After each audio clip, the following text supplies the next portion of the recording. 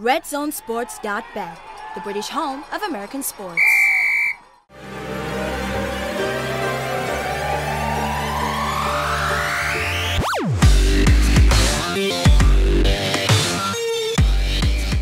Hi guys, and welcome to the SportsHeads NBA edition, sponsored by RedZoneSports.bet. You have tuned in to our PICKEMS episode, where I will be asking my fellow co-stars, Steve and Nick, to discuss their views on 5 up-and-coming games on the next week. So I'm going to start off by looking at this weekend. Saturday, Timberwolves and Thunder.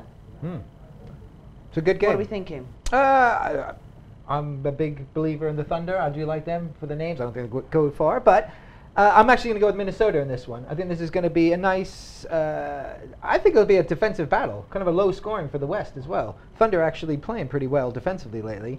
But yeah, for me, they're not there yet. They're a work in progress. You can see them struggling on the court, especially in crunch time. They don't know who's going to shoot. So by that, I think Minnesota are actually going to cause a bit of an upset in this one. I don't necessarily think it is that much of an upset, no? To be honest with you. I think Minnesota are the up-and-coming team in the Western Conference. It seems like they've gradually got this figured out now with Jimmy Butler and Andrew Wiggins, causing all kinds of problems. He put like Karl Anthony Towns in there as well. Taj Gibson's doing a lot of the dirty work for them. I think this is a really dangerous team in this Western Conference. I thought they would be going into this season, and they proved me right. The Thunder seems they haven't got things sorted out yet. Okay, they're only 20 games in, but they've got to try and get this figured out and figured out fast. Otherwise, they're not going to be a playoff team. I think they'll be a playoff team. I think they'll be a playoff team. They should be. They should be, right. But both Minnesota will be as well. Below 500. Now, yeah. Sunday, Pistons at Sixers.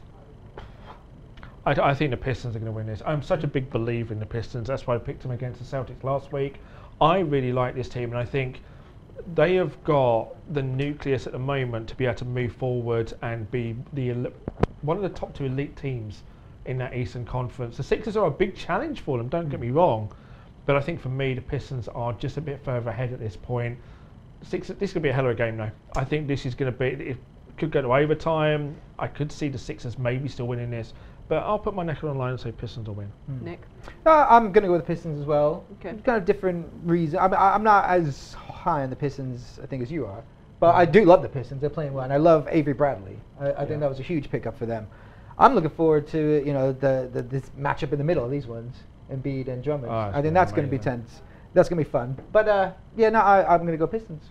In a close, exactly as you said, close, hard fought. I wouldn't be surprised if Philly win it, but I'm going to put his neck on the line. I'm going to be devil's advocate then and go with the Sixers. Yeah. Also Sunday, we've got the Pelicans at the Blazers.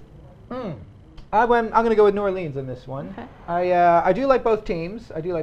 But for me, there's something about New Orleans this year. I don't know what it is. I'm drawn to them. I always look for them in the box score, see how they did. Whereas Portland, Portland is talented, but I think they're going to be that middle of the road team. Anyway, but this game, I'm going to go with New Orleans. I'm going to shut up.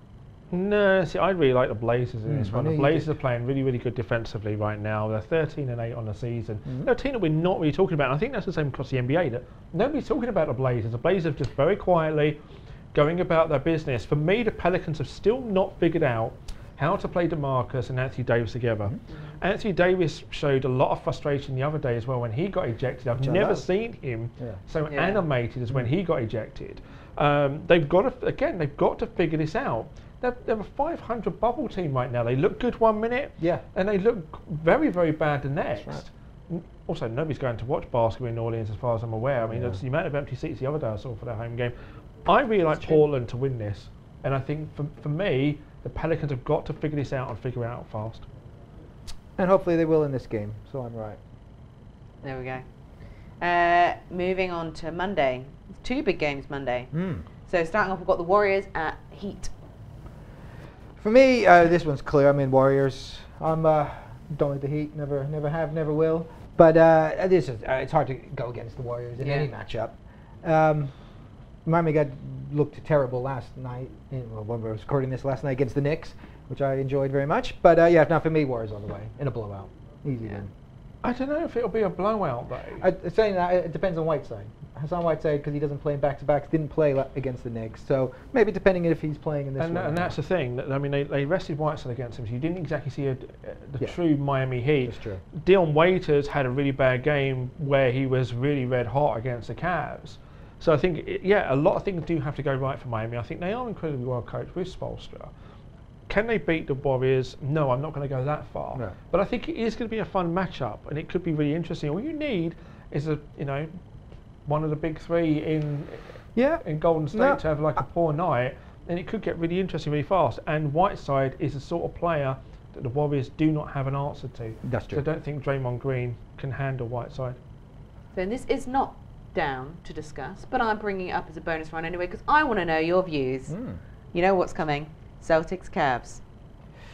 Ooh, I haven't even looked at it actually. I know, I am trumping you guys with a little bonus. No, Cavs win. It's easy for me. I think the Cavs are going to win this game. The Cavs seems they've got things sorted out on the court right now. The Celtics are what they are, but I think it's more about what the Cavs are doing right now than more so than what the Celtics are doing. The Celtics are not the best team in the Eastern Conference. Their record might say they are, but they're actually not. They're not the most talented team in the Eastern Conference. A lot of their guys are playing above themselves right now.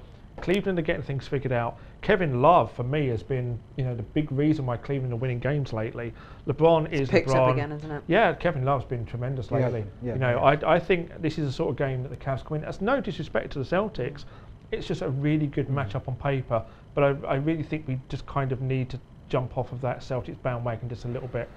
I'd like to go with the Celtics in this one. I do, but I don't think they will win it. Mostly, more than any of that, that's just LeBron. I just don't think he will allow it. I just think it's a big game. He knows the spotlight's on there. He's got to win. He's got to beat Kyrie. Yeah.